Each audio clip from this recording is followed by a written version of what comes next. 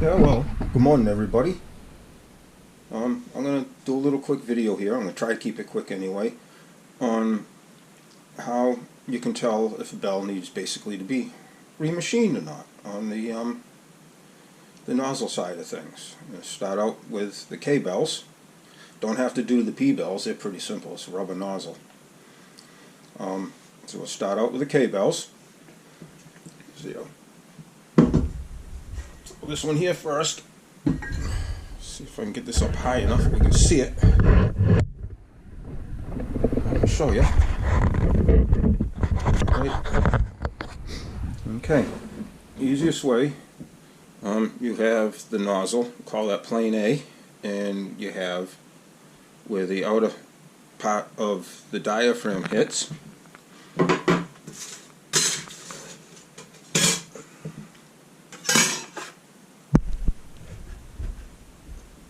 Would be right here, and on a K bell, this plane and this plane should be even.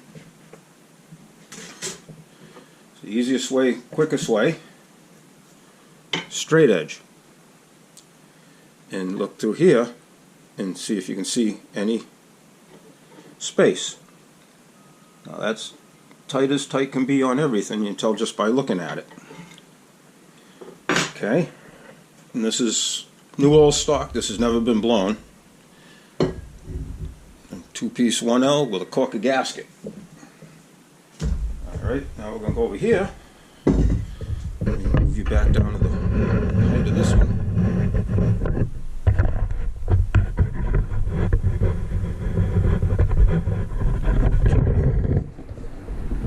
Okay, so it's pretty even here, so you can see.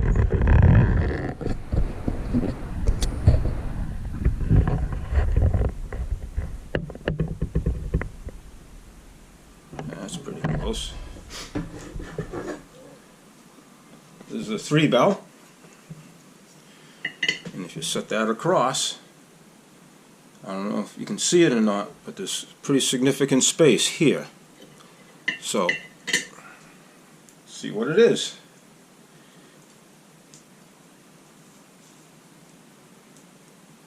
Get out the old trusty feeler gauges here, because I don't know where my micrometer is. Okay. Let's start out. You can see that? 20 thousandths. See how much it's won.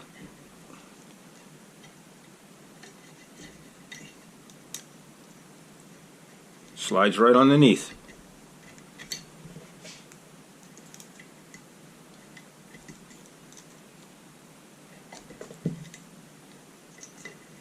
It's a little bit tight. That was 20 thousandths. So let's go to, come on. Let's try 16. See how that likes it. There's a 16 thousandth. Across.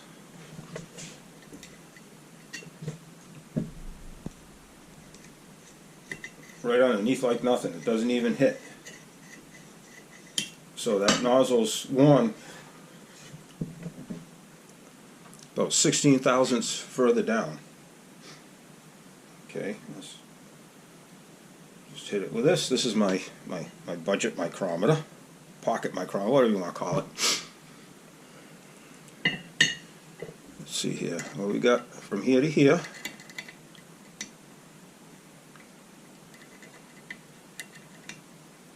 This thing isn't really accurate, but it helps. Okay, so we got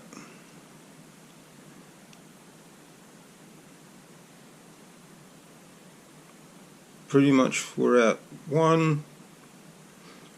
little more than 2.5 millimeters. I can't see the little numbers even with my glasses on.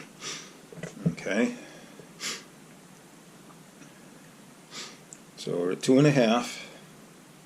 So then we gotta get what this is here, and just set it here like that. Level plane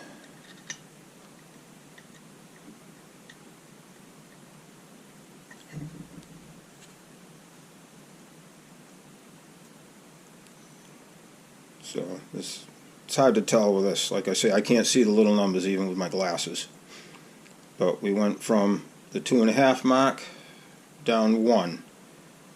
So that would be what? 1 millimeter? One little tiny spot. So I don't know what that turns into on American, but that's definitely 1. So that's one reason why somebody might not have a horn that's sounding too good. What we got going on here? There's another good reason. Diaphragm shattered. I get them every once in a while. Don't see a lot of them, but see a few. Okay, that's one reason that it might not be sounding too good. Check your diaphragm. The groove in here.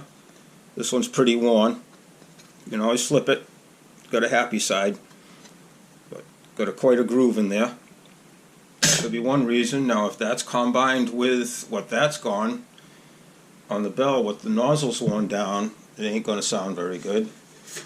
And then the other thing I've found is, you can see it, mushroom land. Ends up rolling over. This one's been working a little while like that. You can see it from here. Not a lot of wear, but there's a little bit. And this is an aftermarket. Right here, brand new aftermarket. And me personally, the only time I've seen the mushroom over is when they were aftermarket diaphragms. Because I tried a couple of the new aftermarket ones, and bingo bango, mushroomed out. I put a regular factory worn diaphragm in it, that was it back in it, and it didn't mushroom out. So that's the way it works with the K-bells. You either got a worn nozzle, groove in the diaphragm, or a mushroom, and that's usually the 3 things. Now let's go to the Leslie's. Okay, Leslie is a little different. See if I can get to drop this down a little better. Okay, look, is it?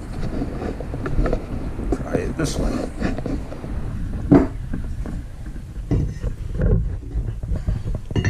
Get short, sort of that. Alright. Now this is a new all-stock bronze tabby Leslie chamber. Wish I had the back cap for it. Okay, and with these, I don't know if you can see it or not, with a Leslie, if I have this right, 15 thousandths higher on the nozzle than where the diaphragm hits. And that's what you're looking for on that. So let's go to the happy feeler gauges here. There's a 14 and a 16. So let's see. How about if we put a 13 and a 2 together? How's that? That makes 15, right? Okay, got that. See if I can get it here. Well, didn't mean to kick you. No, blocking the camera.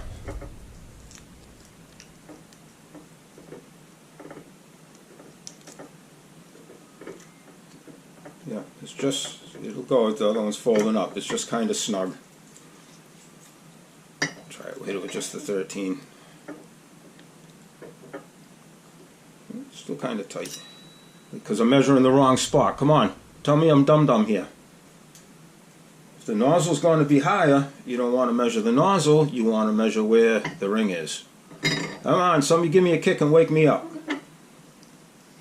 Yeah, see? 15 right there. Right through nice. And that's what you're looking for on the Leslie chambers. The S. What we got here is a kind of worn out old RS. It's missing a tab. Got a pile of them. Okay, let's see where we end up with this one. looking at it from here, it's pretty solid. Let's see if we can go through with a 2.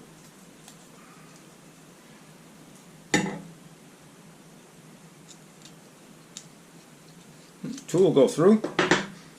Let's bump it up. Let's see where it's at. That was a 2. Let's try a 6.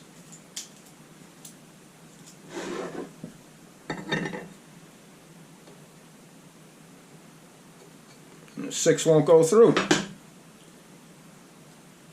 I've got 2 stuck together here. That's maybe why. Let's try it again. Try it. Got the 6 now. 6 goes through. Let's try an 8.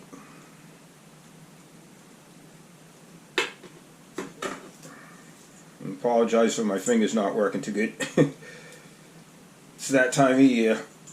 Right now here, we've got a sustained wind of around 30 miles an hour, gust of 45, and about 23 degrees. Okay, we've got an 8 here.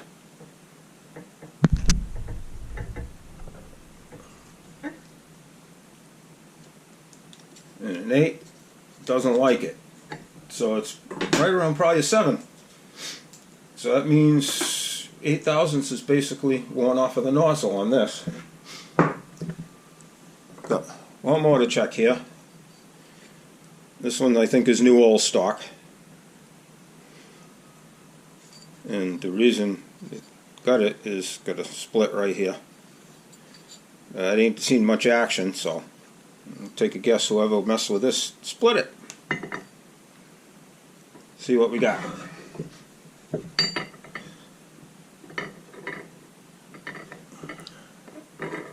Well, actually, no, I'm lying. This isn't new old stock.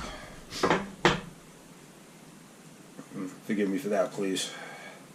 I know where this one came from now. Let's see what we got here.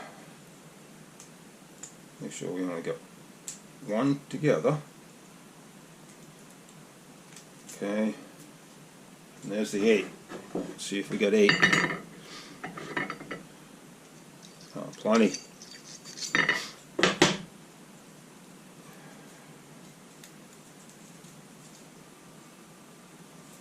Let's try 14. See how close it is. Yeah, it's got the 15. It's a tolerance. Maybe this isn't one that was fairly new, that was split. And what I found with these two, a lot of them, is when they get machined, the thinness of where the diaphragm hits here, the nozzle part actually gets wider because it's tapered. And you can tell when it's been turned because this will be a lot wider too. I don't know if you can see it in this one. See the difference in the width of where the nozzle is. This one's a lot thicker. This one's been turned. Let's see what it says. Just for ha-has.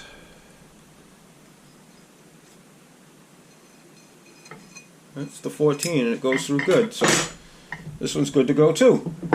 Okay. And where did they go now? Okay. I had a couple of Leslie diaphragms up here and I lost them already. Go figure. How do I do that? It's like walking around with a wrench in your hand and you can't find it.